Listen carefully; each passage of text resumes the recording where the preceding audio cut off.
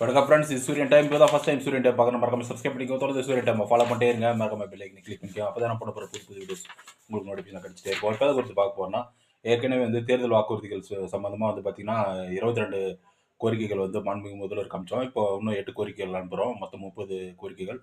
3ஆம் கட்ட தேர்தல் வாக்குறுதி கோரிக்கைகளை வந்து இப்போ போஸ்ட் பண்ண போகிறோம் அடுத்த வாரம். அது என்னென்னு சொல்லிட்டு பார்க்கலாம். 8 கோரிக்கைகள்.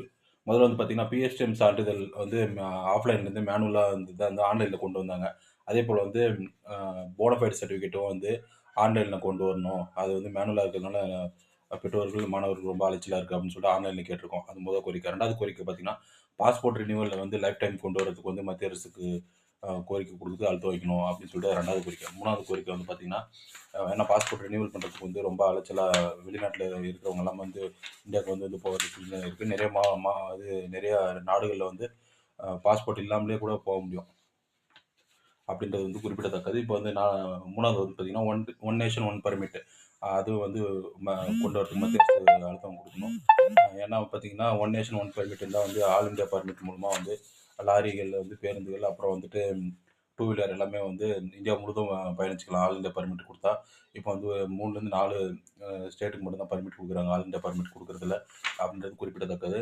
அது 3வது கோரிக்கை. 4வது கோரிக்கை பார்த்தீங்கன்னா, அனைத்து 3 அடுக்கு நிர்வாக அரசு அலுவலகங்களிலும் தமிழகத்தில் வந்து சிசிடிவி கேமரா கொண்டு வந்தால் வந்து அரசு ஊழியர்களுக்கு பாதுகாப்பாகவும் இருக்கும். அதே போல் வந்து கலெக்ஷன் கரப்ஷன் கமிஷன் லஞ்ச லாவண்யம் இல்லாமல் வந்து ஆட்சி செய்ய முடியும்.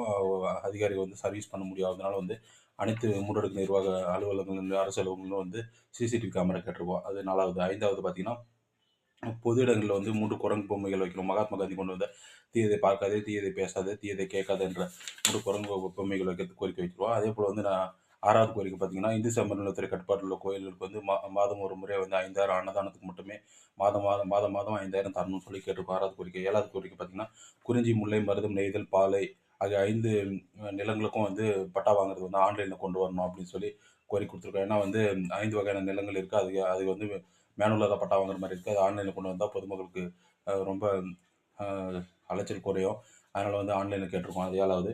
8வது பார்த்தீங்கன்னா, Basil Bima Yojana.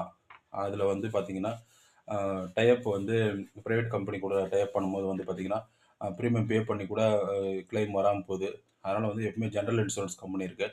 General insurance company கூட மட்டும் டைப் பண்ணுங்கள். 5 ஜென்ரல் இன்சூரன்ஸ் கம்பெனி இருக்குது. அது கூட டைப் பண்ணிங்கன்னா கிளைம் ரேஷியோ அதிகமாக இருக்குது. அதே போல் வந்து வாய்ப்பு இருந்தால் வந்து பசல் பீமா யோஜனாவில் ப்ரீமியம் தொகை வந்து அரசே கட்டினா வந்து விவசாயிகளுக்கு பயனுள்ளதாக இருக்கும். அவங்க வந்து விவசாயம் பண்ணுறதுக்கு ஊக்குவிக்கிறதா இருக்கும்.